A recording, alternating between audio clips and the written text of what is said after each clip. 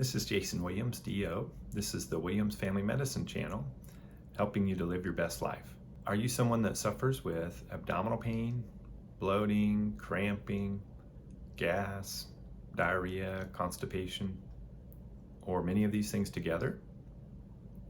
You don't have to put up with this if this is you. Let's assume that you have these symptoms I discussed, or some of these symptoms, and you've had workup that might include x-rays, CAT scans, lab work, and even endoscopy, and still don't have an answer for your symptoms. What do we do next? These symptoms can significantly impact your quality of life, having to go to the restroom all the time, or avoiding certain social events due to the awkward nature of these symptoms. Once again, it doesn't have to be that way. If you are my patient, you can use this video as supplemental information. If you're not my patient, you need to see your own doctor to discuss your diagnosis and treatment plan. When patients have already had an extensive workup to rule out certain causes for their abdominal symptoms, I start thinking about other things. I think of other conditions that can cause these abdominal symptoms that might include carbohydrate malabsorption, irritable bowel syndrome, bile acid malabsorption, SIBO or small intestinal bowel overgrowth, and dysbiosis. There are many other causes, but these are the most common. It seems like by far carbohydrate intolerance leads the list of etiologies causing these symptoms. Carbohydrate intolerance refers to fructose or lactose intolerance in many cases. Bile acid malabsorption might be seen in someone that has had a cholecystectomy or gallbladder removal. Patients that have had this surgery are at risk for having bile acid malabsorption. Usually this should be absorbed at the terminal ileum section of your intestine, but if not, it will go through you and cause diarrhea. SIBO and dysbiosis we'll discuss in a greater length here shortly. When we think about the intestines, we think about gas, bloating, pain, diarrhea, and constipation. We talk about elimination diets, which can be helpful for many of these conditions actually.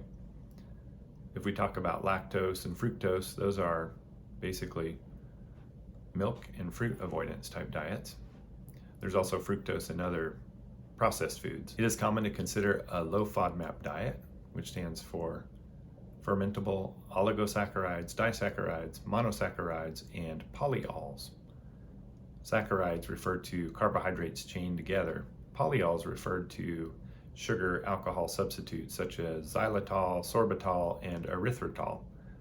If you have eaten sugar-free candy that have had these substances and eaten too much, you'll notice abdominal pain, bloating, gas.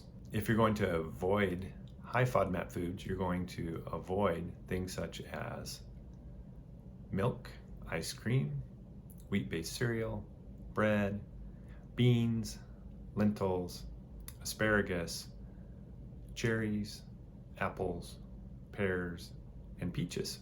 Some of the low FODMAP foods that you could eat that would be safer include almond milk, meat, eggs, cheddar cheese, feta cheese, cucumbers, zucchini, grapes, oranges, strawberries, and blueberries, to name a few. Earlier we talked about small intestinal bowel overgrowth, or SIBO, as a cause for these symptoms. Small intestinal bowel overgrowth, or SIBO, seems to be caused by gut dysmotility, or things moving through slowly, carbohydrate malabsorption,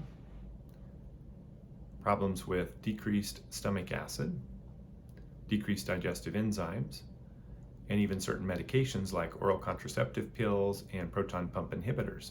You can test for SIBO with breath testing. Hydrogen, methane, or hydrogen sulfide gas can be measured. This isn't always necessary, but can be done in some cases. SIBO has been linked to other symptoms in your body that don't even include your intestines, which is very strange. And these include restless leg syndrome, anemia, abnormal breath, acne, rosacea, joint pain, neuropathy, difficulty urinating, pelvic pain, prostatitis, and many others. I was trying to understand the link with restless leg syndrome and dug a little deeper. The theory is that there is an enzyme called hepcidin that is released from the liver that helps to regulate iron metabolism. And in cases of small intestinal bowel overgrowth, this enzyme is not working properly. and results in a decreased iron level in brain. When this decreased iron brain level is noted, patients commonly have restless leg syndrome type symptoms. The treatment for small intestinal bowel overgrowth might include antibiotics, and there are natural antibiotics such as oregano, thyme, and berberine that have been tried with some success. There's an antibiotic called rifaximin that is first line in traditional medicine. If that's not effective, other antibiotics to consider could be Bactrim, doxycycline, and Augmentin, to name a few. Low FODMAP diet has been tried with some success. Probiotics have been tried with some success. Patients that have severe symptoms sometimes go on an elemental liquid diet for a short time to allow their intestine to reset, so to speak. 2 other substances have been tried with some success with small intestinal bowel overgrowth, and those include quercetin and resveratrol. Seem to work on mast cell activation. Mast cells are immune cells that are present in the intestines in great number. Mast cell activation syndrome has been linked to small intestinal bowel overgrowth in sometimes 30% of patients. The thought is if you use quercetin and resveratrol, you can downregulate the mast cells and as a result decrease symptomatology. Moving on to dysbiosis, this means an abnormal balance of bacteria in your colon or your large intestine. Now we're downstream from where we were just a bit ago. In dysbiosis, patients can have very similar symptoms as to what we described with the abdominal pain, bloating, cramping, sometimes diarrhea, sometimes constipation. Dysbiosis has been linked to being born by C-section, being formula fed instead of breastfed, having a restrictive diet, or having a high processed food diet. You can test for gut dysbiosis or colon dysbiosis by getting a dysbiosis test kit if you desire. I'm not sure that this is necessary either. Dysbiosis has been linked to many other interesting health problems similar to SIBO, but somewhat different.